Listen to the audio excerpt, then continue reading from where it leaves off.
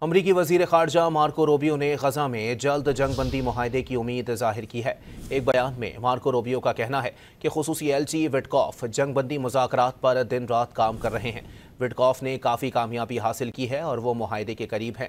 امریکی وزیر خارجہ کا کہنا ہے کہ معاہدے کے تحت لاشوں اور نصف یرغمالیوں کو رہا کیا جائے گا۔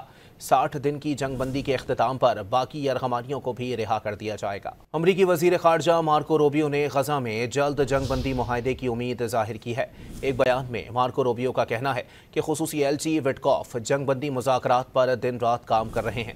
وٹکوف نے کافی کامیابی حاصل کی ہے اور وہ معاہدے کے قریب ہیں۔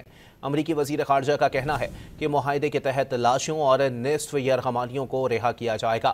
60 دن کی جنگ بندی کے اختتام پر باقی یرغمالیوں کو بھی رہا کر دیا جائے گا۔ امریکی وزیر خارجہ مارکو روبیو نے غزہ میں جلد جنگ بندی معاہدے کی امید ظاہر کی ہے۔ ایک بیان میں مارکو روبیو کا کہنا ہے کہ خصوصی ایلچی وٹکوف جنگ بندی مذاکرات پر دن رات کام کر رہے ہیں۔ وٹکوف نے کافی کامیابی حاصل کی ہے اور وہ معاہدے کے قریب ہیں۔ امریکی وزیر خارجہ کا کہنا ہے کہ معاہدے کے تحت لاشوں اور نصف یرغمالیوں کو رہا کیا جائے گا۔ 60 دن کی جنگ بندی کے اختتام پر باقی یرغمالیوں کو بھی رہا کر دیا جائے گا۔